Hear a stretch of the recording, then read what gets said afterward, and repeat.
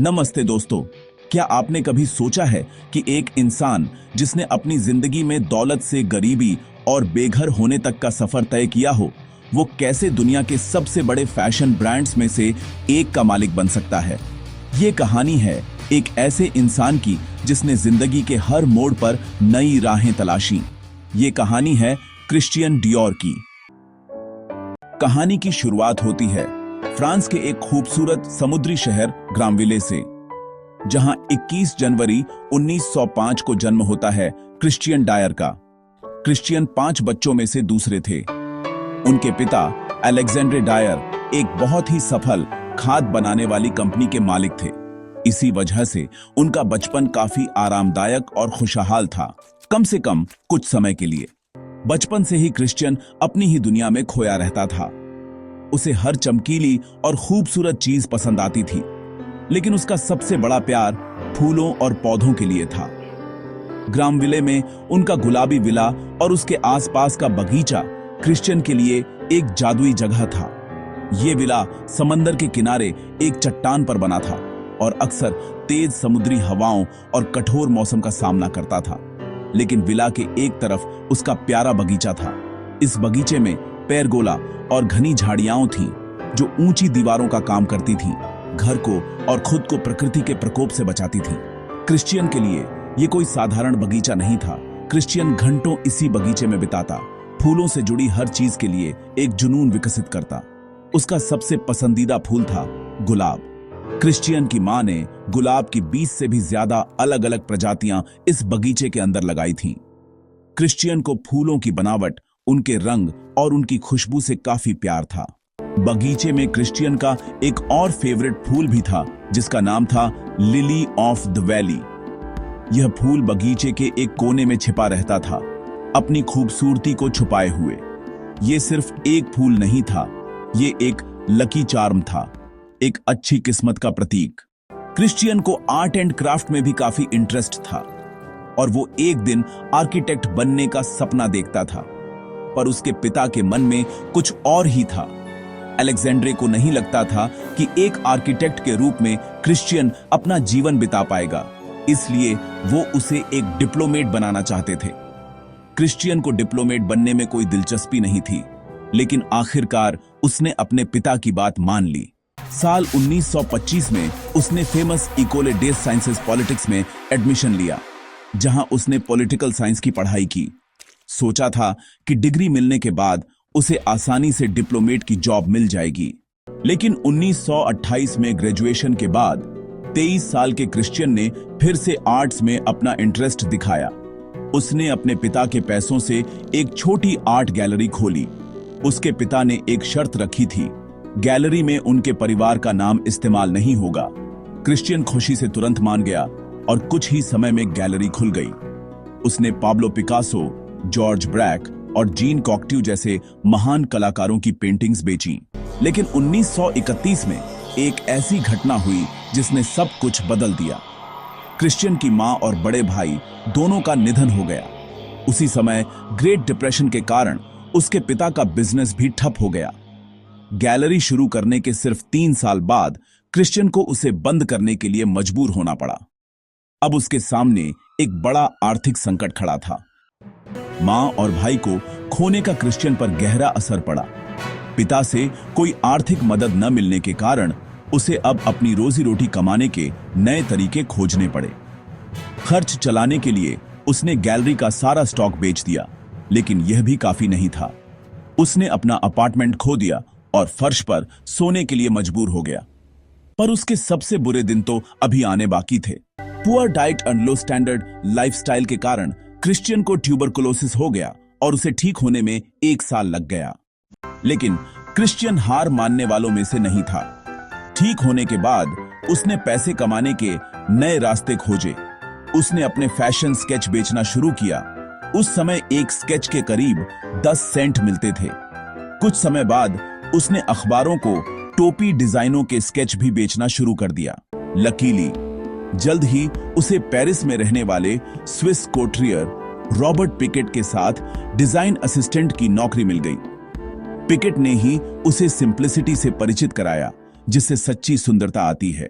Robert के साथ काम करना क्रिश्चियन डायर के फैशन इंडस्ट्री में पहले गंभीर कदम जैसा था। इससे उसके लिए कई नए दरवाजे खुले। हालांकि उन्हें पूरी तरह से खोलने में कुछ साल लग गए, क्योंकि उसी समय सेकेंड वर्ल्ड वॉर शुरू हो गया था और डायर को फ्रेंच आर्मी में सेवा के लिए बुलाया गया था। लेकिन क्रिश्चियन वहां युद्ध के अंत तक नहीं रुका। वह पेरिस लौट आया और लूसियन लेलोंग के लिए हाउते काउचर में काम करना शुरू कर दिया। लूसियन डिजाइनर से ज्यादा एक बिजनेसमैन था। उसने चतुराई से यंग डिजाइनर्स को हायर किया, जिनके विचारों को वह अपनी कलेक्शन में शामिल करता था। युद्ध खत्म होने पर करोड़पति मार्सेल बुसाक ने देखा कि उसके कारखाने खाली पड़े थे। मशीनों को चालू रखने के लिए वह एक नया फैशन हाउस खरीदना चाहता था। क्रिश्चियन के टैलेंट को पहचानकर उसने क्रिश्चियन को इनवाइट किया और उसे फिलिप एगस्टन नामक के एक बंद पड़े फैशन हाउस को संभालने का ऑफर दिया, लेकिन डायर ने मना कर दिया। अब क्रिश्चियन सिर्फ दूसरों के लिए काम नहीं करना चाहता था और किस्मत से बुसाक ने उसे एक बड़ी रकम दी और उसके फाइनेंशियल सपोर्ट से 41 साल का डायर आखिरकार अपना असली करियर शुरू कर पाया। उसी साल उसने फेमस 30 एवेन्यू माउंटेन पर अपना खुद का बुटीक खोला और यहीं से शुरुआत होती है लग्जरी ब्रांड क्रिश्चियन डायर की। उसी साल दिसंबर में डायर के पिता का निधन हो गया। अगले महीनों में क्रिश्चियन ने पहले से कहीं ज्यादा मेहनत की। भले ही उसके पास पॉलिटिकल साइंस की डिग्री थी, लेकिन जल्द ही ये तय हो गया कि उसकी सच्ची शिक्षा कहीं और से आई थी। दुनिया के इतने महान कलाकारों के साथ जुड़ने से उसमें फैशन के लिए एक अनोखी नजर आ गई थी। उसे लगा कि बदलाव का समय आ गया है। वह फेमिनिनिटी और लग्जरी को फिर से फैशन में लाना चाहता था, और ऐसा करने का इससे बेहतर तरीका क्या हो सकता था कि एक ऐसा कलेक्शन बनाया जाए जो पूरी तरह से भव्य हो। अपनी इसी सोच के साथ ब्रांड की स्थापना के 3 महीने से भी कम समय में उसने अपना पहला हाउते काउचर कलेक्शन लॉन्च किया। वह फूलों का बहुत बड़ा प्रेमी था, इसलिए डायर ने इस संग्रह का नाम कोरोल्ला रखा। उस समय ये डिजाइन्स वाकई अद्भुत थे। इस कलेक्शन को काफी सफलता मिली। अमेरिकी हार्पर बाजार की एडिटर चीफ कार्मेल स्नो ने इस कलेक्शन को न्यू लुक कहा, जब उसने उससे कहा, यह एक क्रांति है डियर क्रिश्चियन, आपकी ड्रेसेस में एक नया लुक है। हालांकि हर कोई खुश नहीं था, खासकर एक व्यक्ति ने कुछ नेगेटिव कमेंट्स भी की, कोको चैनल। उस समय डायर की शैली को न्यू लुक कहा जाता था। इसका कारण यह था कि उसका लुक तब तक फेमस एंडोगिनस यानी स्त्री पुरुष दोनों के लिए सूटेबल स्टाइल से बहुत अलग था। कोको जो पैंट की सपोर्टर थी, उन्हें डायर के टुकड़े बहुत कड़े, बहुत ज्यादा भरे हुए और सांस लेने में बहुत मुश्किल लगते थे।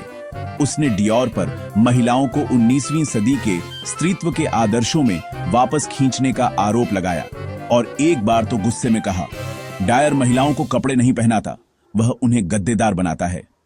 हालांकि यूनाइटेड स्टेट्स अमेरिका में कई महिलाओं ने कोको से सहमति व्यक्त की और जब डायर 1947 की विंटर सीजन में वहां गया तो प्रदर्शनकारियों ने उसका स्वागत ऐसे प्लेकार्ड के साथ किया जिस पर लिखा था कि वह घर लौट जाए। यहां तक कि उन्हें लिटिल विलोदनी क्लब नामक महिलाओं के एक समूह से भी विरोध का सामना करना पड़ा। उन्होंने दावा किया कि ये डिजाइन उन्हें अपने दैनिक जीवन जीने से रोकते हैं। इसके साथ पुरुषों का एक ग्रुप भी था और वे काफी गुस्से में थे।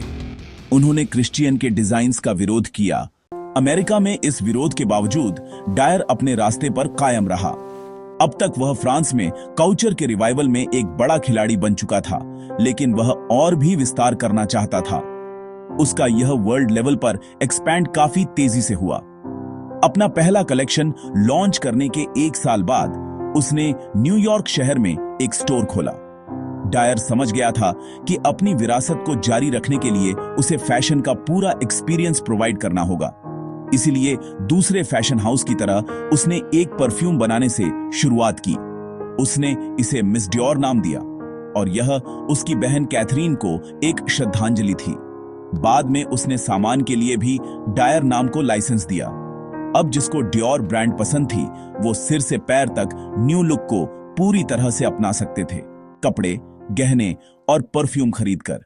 इन सारी नेगेटिविटी के बावजूद लोग डियोर हाउस जो बना रहा था उसे खरीद रहे थे। वास्तव में 1949 के अंत तक डियोर फ्रांस से निर्यात होने वाले फैशन का 75% और फ्रांस के कुल निर्यात का 5% था। यह एक अभूतपूर्व सफलता थी। आने वाले सालों में ब्रांड काफी सक्सेसफुल रहा। डायर ने उस समय के सबसे बड़े सेलिब्रिटीज को कपड़े पहनाना जारी रखा और 1950 के दशक तक डायर एक रिस्पेक्टेबल फैशन ब्रांड बन गया था। उसी समय अब वर्ल्ड फेमस यवे सेंट लॉरेंट भी सामने आए। 19 साल के इस युवा ने शुरू में डायर के असिस्टेंट के रूप में काम करना शुरू किया, लेकिन डायर को उसकी कैपेबिलिटी को पहचानने में देर नहीं लगी। डायर ने उस यंग लड़के की फैशन की समझ की इतनी तारीफ की कि वह चाहता था कि समय आने पर वह उसका उत्तराधिकारी बने। किसी को भी नहीं पता था कि वह समय इतनी जल्दी आ जाएगा। 1957 में डायर इटली के मोंटे कार्टिनी शहर में छुट्टियां मनाने गए थे, लेकिन वहीं उन्हें तीसरा दिल का दौरा पड़ा और 52 साल की उम्र में उनका निधन हो गया। पूरे फैशन जगत ने इस नुकसान को गहराई से महसूस किया। ईव के जाने के बाद मार्क बोहान को प्रमुख बनाया गया। 60 के दशक के अंत में उसने एक अधिक रूढ़िवादी शैली स्थापित की और लेबल के डिजाइनों को वापस लाया ताकि क्रिश्चियन डायर ने खुद जो किया था उसका अधिक बारीकी से पालन किया जा सके। उसने क्लासिक अवधारणा को लिया और इसे थोड़ा सरल बनाकर 60 के दशक में लाया। इससे इसे एक अधिक आधुनिक मोड मिला, जबकि अभी भी क्रिश्चियन डायर लुक से जुड़ा रहा। मार्क के नेतृत्व में डायर एक बार फिर कई लोगों द्वारा पसंद किया जाने वाला स्त्री ब्रांड बन गया और बाद के संग्रह हिट रहे। मार्क को जल्दी ही उस व्यक्ति के रूप में श्रेय दिया गया जिसने डायर लेबल को फैशन में सबसे आगे रखा, और वीमेंस वियर डेली ने तो यह भी दावा किया कि उसने फर्म को बचाया। मार्क ने ब्रांड का निर्माण जारी रखा, जिससे यह पहले से कहीं अधिक अंतर्राष्ट्रीय स्तर पर सफल हो गया। लंदन और हांगकांग जैसे और शहरों में स्टोर खुलने लगे और डायर फैशन हाउस को टॉप पर पहुंचा दिया।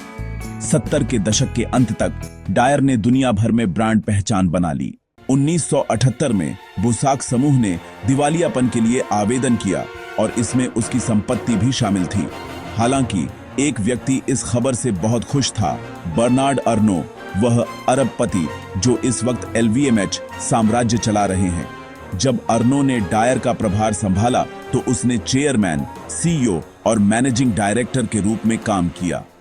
इन वर्षों में ब्रांड के लुक में अपने छोटे छोटे बदलाव जोड़े और बाद में LVMH में शामिल होने के बावजूद डायर अपनी प्रभावशाली स्वतंत्र ब्रांड बना रहा। आज डायर अच्छा प्रदर्शन कर रहा है। वैसे आपको डायर का कौन सा प्रोडक्ट पसंद है, कमेंट में हमें जरूर बताएं। और कहानी अच्छी लगी हो तो दोस्तों के साथ शेयर करें। धन्यवाद।